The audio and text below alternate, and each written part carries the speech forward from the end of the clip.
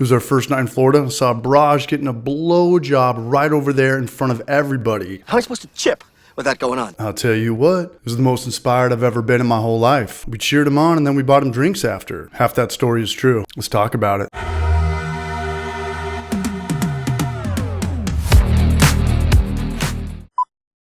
Took a little time off, shaved my beard for my weight loss video. It was the worst decision I've ever made in my entire life. The only regret I've ever had. Felt like half the Braj I used to be. Everybody in the comments section tell me I look like Marcy from Married with Children. Getting trolled like it's the first day of school all over again. But we're good now, fam. I've got a serious backlog of content. I'm even gonna start brewing again, but probably not. A lot of people on the stream talk about how Tampa Bay is this killer craft beer hub. And I've been traveling a lot these last couple years, and it's interesting to see how craft beer changes from one city to another. In San Diego, everybody wants to drink on the coast, but in Texas and in Knoxville, Tennessee, the breweries that are making the most money have the most kids at them. It's more about atmosphere and having this DIY Disneyland than it's about the beer in a lot of cities. I was in San Diego last week enjoying beers on the coast, but it's time to head down to Florida and see if the vibe is more like San Diego or more like Texas. And I'm pretty sure this is it for me. I'm gonna travel as much as possible. I've got no kids, no crotch goblins, no wife, no girl. And truth be told, I don't even think I'll ever date again. I tried one of those dating sites last month and it was a nightmare. Went out for drinks with one girl and listened to her talk for 2 hours how she hates white males. Check, please. And then tried it again with another girl, but we went out for coffee this time.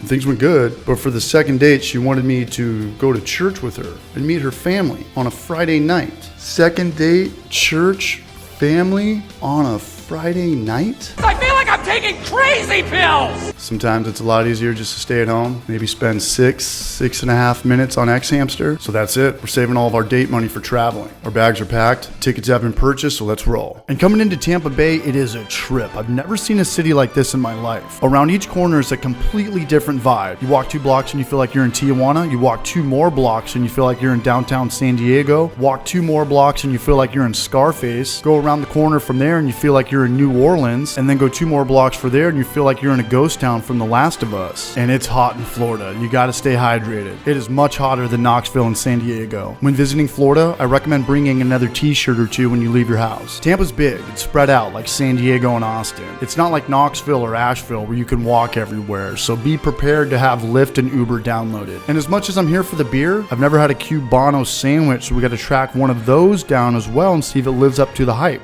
And this is me and Gnome. We are on our 3rd beer trip together. We've met through the divine beer gods, and I'm pretty sure we're going to be doing these beer trips for a long time. I'm also pretty sure he's actually a gnome. I don't know, maybe his dad is Papa Smurf and his mom is Maya the Bee, and he's down here from Rhode Island. And then these are the boys from Pittsburgh, also fellow homebrewers as well. This is the Braj Chris, and he's a firm believer that birds don't exist. No joke. I don't know if it's a joke or he's serious or not, but it's funny as shit. And here's his buddy Nick, who looks and talks exactly like Seth Rogen. But don't bring that up if you ever meet him. It really bothers him. Awareness IPA.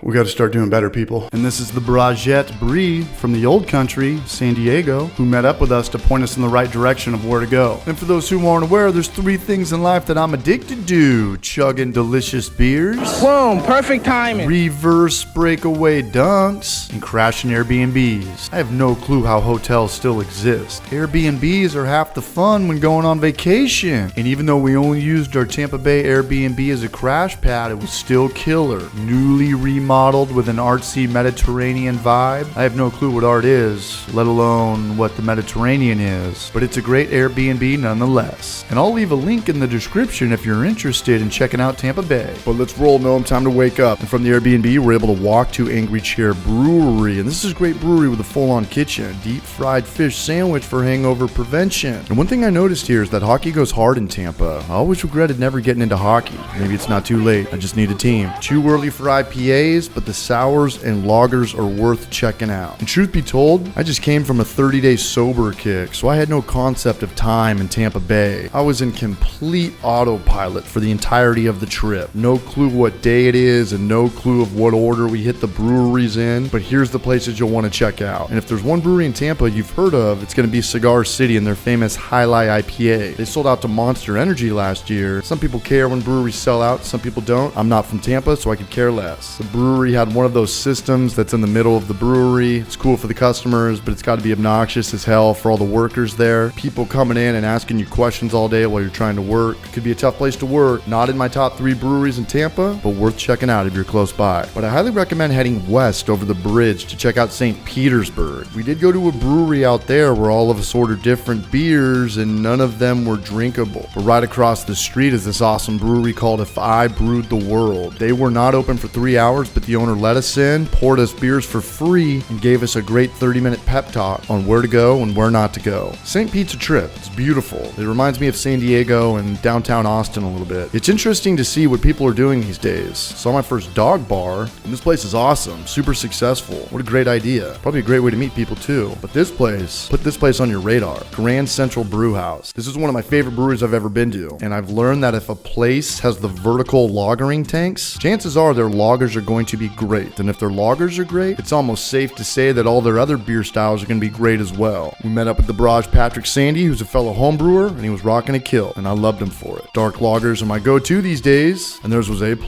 All the barrages enjoyed their beers as well. The owner and head brewer gave us a tour of the back. It's a great experience all around. Second favorite brewery out here is Green Bench. I love this place so much I bought some merch. Somewhat of a smaller tasting room, but it's got a bigger outside patio. And all the beers we had here were killer, and I love getting that mug without having to spend $100 to be in some club. Good times, good beer, good people. And the people here told us to head to Botega's for our Cubans, or our Cubanos. And boy, were they right. This sandwich is awesome. We all got the same thing and we all loved it. This place, Botega's, has a speakeasy in the back. Botega's in St. Pete's when you're in town. Then we headed to Brewery House, which is in my Tampa Bay top 3. I don't remember having an IPA the whole weekend. We were just sticking to the delicious 4% stuff. And I have no clue whether we were trespassing or they just let people walk around their brew house. But it's cool nonetheless. This brewery does 3 of their own lagers and then 3 guest taps. Interesting beer menu, but I recommend it. Then we ended up at a club and they wanted $500 for just the table. So we got rid of the contraband and acted like we paid for it. And they didn't catch on to us for about an hour. This is the spot where we saw some chick Frenching some dude's wang. I have no clue what this place is called or what city it was even in. Headed over to a sports bar, I think the same night, maybe not, and I lost $200 so fast your head might spin. Bet against John Jones and saw the weakest UFC fight in my life. Don't tap out in the first round, at least get choked out like Machida. Be a man. Met up with the Barrage Orlando, who's a home brewer and a school teacher from the area. He brought us a beer from his favorite brewery and it was delicious. And if you're looking for your 4th and 5th brewery to check out on your trip to Tampa, I recommend Coppertail and Zydeco, both in Ybor City. Ybor City is definitely a vibe. The owner of Zydeco was hanging out with us and he recommended that we don't walk around at night unless we have a gun. I don't know if he was kidding or not, but we walked around without a gun and everything was fine. So those are my top 5 places that I recommend checking out in Tampa. And if you click on the link right now, there's a pretty good chance you could watch us drinking beer. That's it. Tampa Bay is checked off the Homebrew for Life list.